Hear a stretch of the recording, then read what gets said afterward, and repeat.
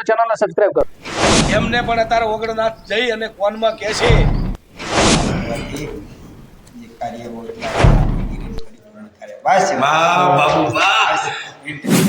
ખૂબ એવા આશીર્વાદ આપ્યા છે. જે ભારતીય જનતા પાર્ટીના એક આગેવાન હલુટલું કરી રહ્યા છે ને.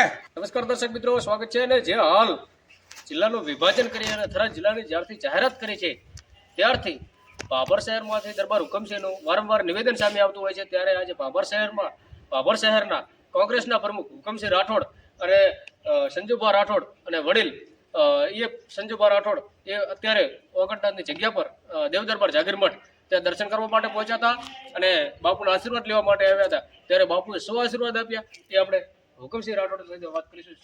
શું કહેશો હુકમસિંહ, આજે બાપુ સાથે તમારી વાતચીત થઈ, શું વાત થઈ? અમારે પહેલું તો વાતચીતનું દેવ દરબાર દર્શન માટે આવ્યા છે.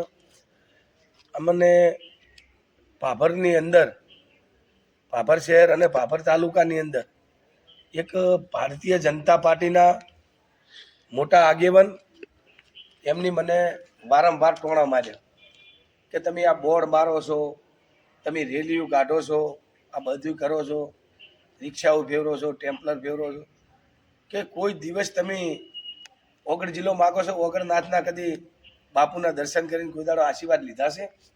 તો મારે એમને અને તમને કહેવું છે કે 2022ની અંદર જાણ વડાપ્રધાન આવ્યા ને તાણે બનાસકાંઠા 18 લાખની પબ્લિક હતી છે, વિસ્તાર છે, એટલે વિભાજન કરવું પડે એવું હતું. એટલે વડાપ્રધાન દર્શને આવ્યા, પછી આશીર્વાદ આપ્યા. તો 18 લાખ પબ્લિકને એવું થયું કે ચલો ભારતીય જનતા પાર્ટીની જે સરકાર ગુજરાતમાં ચાલે છે અને કેન્દ્રમાં વડાપ્રધાન આવ્યા છે એટલે ઓગળ જિલ્લો બનશે. તો એના પછી થરાદની અંદર મત વિસ્તારમાં અમુક મોણાને નિવેદન આપ્યું હતું કે આપણે પાલનપુર 100 કિલોમીટર થાય છે તો એના માટે આપણે ઓગળ જિલ્લો બરાબર છે. અને ભારતીય જનતા પાર્ટીના એક આગેવાનના કારણે અત્યારે એમના થરાદના મત વિસ્તારના પણ નિવેદન ફરી ગયા છે. હવે અત્યારે અમે હોય એ નિમિત્તે આવ્યા છે કે આપણને મોણા ટેણા મારે છે તો આપણે પહેલાં અમે ઓગળ બાપજી જ્યાં બાપુ અહીંયા ના મળ્યા, એની પછી અમે દેવ દરબાર આવ્યા એટલે અમને બાપુ મળ્યા. બાપુએ અમને એવા આશીર્વાદ આપ્યા છે. અમારો વિડીયો તમે ફોટો જોજો કે તમારું જે કાર્ય ચાલુ છે અને જે વસ્તુ ચાલુ છે ઓગળ જિલ્લા માટેની તમે ચાલુ રાખજો, તમે સફળ થાશો. અને બાપુ કે મારા આશીર્વાદ છે એ નિમિત્તે અમે દેવ દરબાર આવ્યા છો. બાપુને મળ્યા, વાતચીતથી અડધો કલાક ચા પાણી કર્યા, રોટલાય પણ ગાધા. બાપુએ ખૂબ એવા આશીર્વાદ આપ્યા છે. જે ભારતીય જનતા પાર્ટીના એક આગેવાન હલુટલું કરી રહ્યા છે ને એમને પણ અત્યારે ઓગણનાથ જઈ અને કોનમાં કહે છે કે ભારતીય જનતા પાર્ટીના આગેવાનને કહે છે કે તમે અમારા સેવકની જે માગણી છે હુકમસિંહની એ ઓગળ જિલ્લો આલો. અને જો તમને કદાચ એવું લાગતું હોય ને કે ચલો મેં થરાદ જાહેર કર્યું છે તો એમની બોધી રહેશે, ભલે થરાદે જિલ્લો રહ્યો, અમને ઓગળ જિલ્લો આપો અને પાલનપુર જિલ્લો રાખો. 18 લાખનું મતદાન છે, 18 લાખની પબ્લિક છે અને એક ગુજરાતમાં એવો જિલ્લો છે ગુજરાતની સરકારે જ બનાવ્યો છે.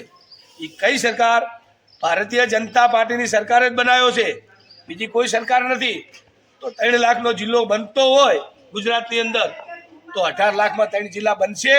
અને ભારતીય જનતા પાર્ટીના જે આગેવાન છે ને એમને હું સન્માન કરીશ, એમની બોધી રહેશે અને ઓગળનાથની પણ બોધી રહે અને ઓગળનાથ એમને આશીર્વાદ આલશે. અને પાલનપુરની અંદર એમની પણ વાહ થાય. અને દીવદર નાકેથી કરી અને વાવ સર્કલ સુધી ભારતીય જનતા પાર્ટીના આગેવાન એમનું એટલું સન્માન કરવાનું છું હું કે અહીંયાના ભાભર શહેર અને ભાભર તાલુકે ભારતીય જનતા પાર્ટીએ જે સન્માન ના કર્યું હોય ને આખી દુનિયા જોવા સરશે ને એવું સન્માન કરીશ. અને સદબુદ્ધિ એને આલે ભગવાન ઓગળનાથ અને થરાદ જિલ્લો બનાવે, ઓગળ જિલ્લો બને અને પાલનપુર જિલ્લો બને. વડાપ્રધાનને મારી વિનંતી છે, મુખ્યમંત્રીને વિનંતી છે અને ભારતીય જનતા પાર્ટીના જે આગેવાન છે ને એમને પણ વિનંતી છે તમને શરીરને તંદુરસ્ત રાખે અને ઓનથી તમે આગળ વધો એવા ઓગણનાથ તમને આશીર્વાદ આલશે એટલી વાત હું પૂરી કરું છું.